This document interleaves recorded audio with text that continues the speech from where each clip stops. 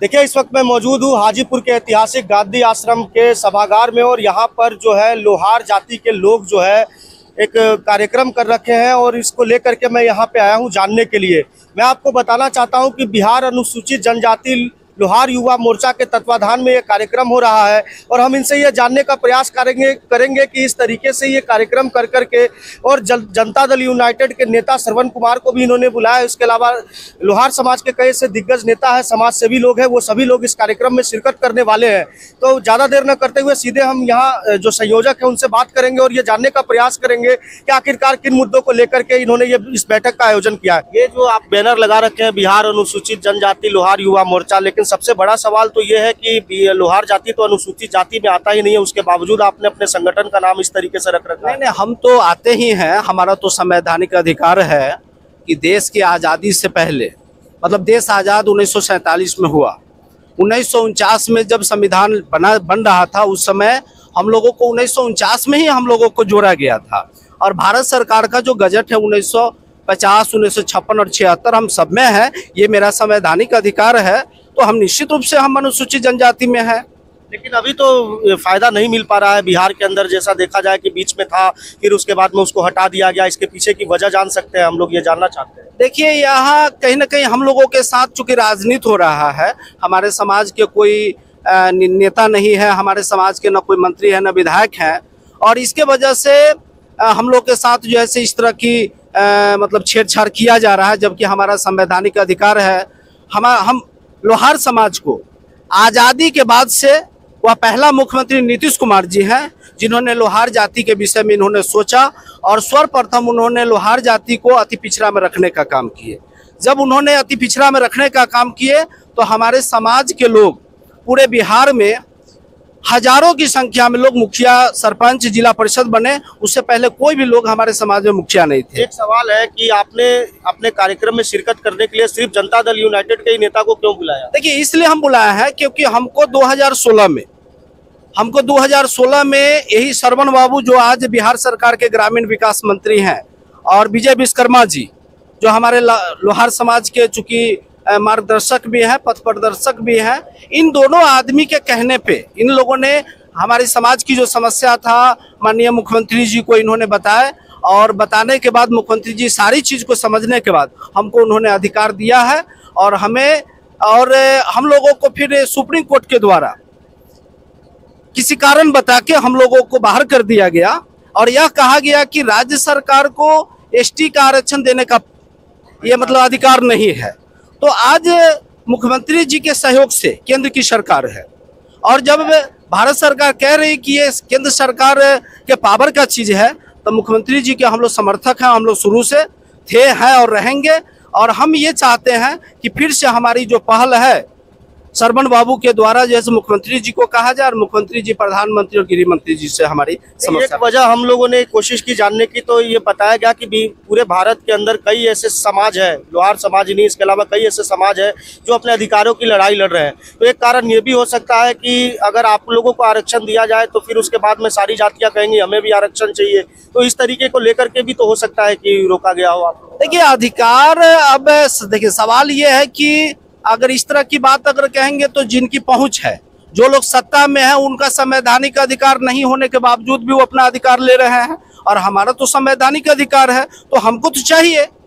हम अगर वोट देते हैं तो हमें आरक्षण की सुविधा भी हमको चाहिए, जो हमारा संवैधानिक अधिकार है।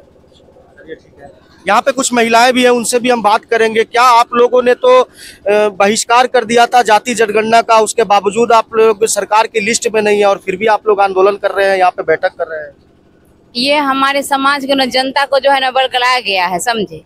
वो नहीं चाहते कि हम लोगों का जो अधिकार है वो किसी भी पद पर मिले, लेकिन ऐसा नहीं होने वाला है। हम लोग किसी भी पद पर चल करके हम अपना अधिकार लेना, क्योंकि हमें संवैधानिक अधिकार है, जो हमारा हक है हम उसको क्यों छोड़ेंगे।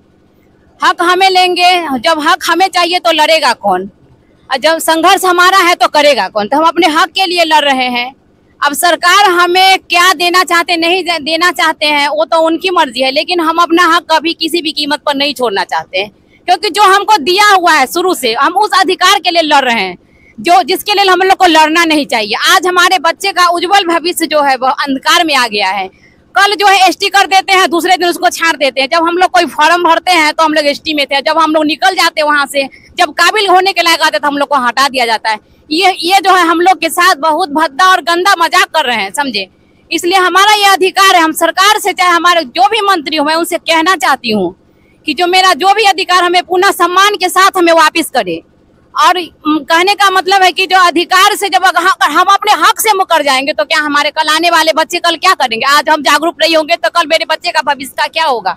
ये बताइए। मुद्दे की बात है, मुद्दे पे आइए। लोहार की जनता को 10% आरक्षण चाहिए। हम सरकार के साथ चुप नहीं बैठना चाहते हैं। वो ये नहीं सोचे कि हम लोग सो गए हैं, सोए नहीं। अगर सोते तो आज हमारा संगठन इतना आगे नहीं आता। चाहे अगर हमें अधिकार नहीं मिला तो हम ईंट से ईंट बजा देंगे, अपना सबको समर्पण करके, या तो वो रहेंगे या तो हम रहेंगे। इतना के बाद अपना बात को विराम दे। ये चेतावनी के रूप में देखा जाए या फिर आप लोग पहल करना चाहते हैं? आपसे पूछना चाहते हैं कि ये चेतावनी के रूप में देखा जाए क्या, कि सरकार को आप चेतावनी दे रहे हैं कि हमें आरक्षण, हमारा अधिकार है, वो मिल जाना चाहिए, अगर नहीं मिलेगा तो हम विरोध में भी जा सकते हैं? यह अधिकार तो हमारा संवैधानिक है ही, और है, आज भी है, कल भी रहेगा। सरकार दे कह रही है, सरकार दे कह रही है। सरकार को तो हर हाल में देना पड़ेगा, नीतीश बाबू को हर हाल में सुनना पड़ेगा, केंद्र सरकार को हर हाल में सुनना पड़ेगा। हम लोगों ने लोहार जाति का संवैधानिक अधिकार है। सुनील बाबू ने जो कहा है एकदम सच्चाई बात है, और हम सदियों से चाह रहे हैं जो हमारे बच्चे, आने वाले भविष्य पीढ़ी हैं, उनके भविष्य के लिए हम लोग यह संघर्ष कर रहे हैं। क्या लगता है, अगर आप लोगों की बात नहीं मानी जाती है तो आप लोग तो काफी समय से लड़ रहे हैं, बात नहीं मानी जाती है तो इसका आगे का क्या आप लोगों ने कुछ रूपरेखा तैयार किया है क्या? जी, अभी तो हम लोग प्रयास कर रहे हैं कि हमारी काम जो है, हमको पूर्ण विश्वास है कि अभी तक किसी पार्टी के लोगों ने नहीं सुना, लेकिन नीतीश जी हम लोगों के विषय में सुने हैं, और हमें पूर्ण विश्वास है वह लोहार समाज के मसीहा हैं, और आज़ादी के बाद उन्होंने जो अधिकार दिया है हम कभी नहीं भूल सकते हैं।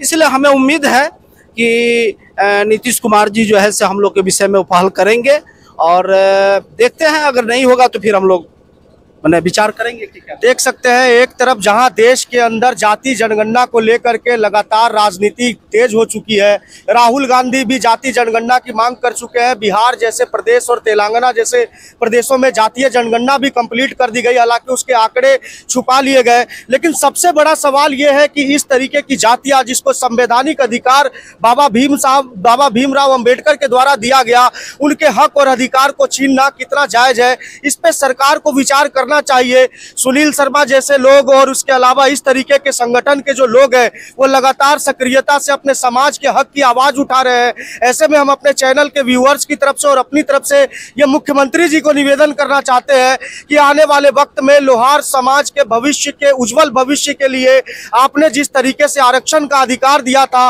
वो फिर से आपको देना चाहिए, इस पर पहल करनी चाहिए। आगे की लड़ाई में क्या होता है ये तो आने वाला वक्त ही बताएगा, लेकिन जिस हिसाब से इनके इरादे और मंसूबे हैं, उनको देख करके ये बिल्कुल भी नहीं लगता कि लोहार समाज अपने हक से ज्यादा दिन तक वंचित रह पाएगा। तो नमस्कार, देशमत के लिए मैं अभिजीत शर्मा, बहुत बहुत धन्यवाद।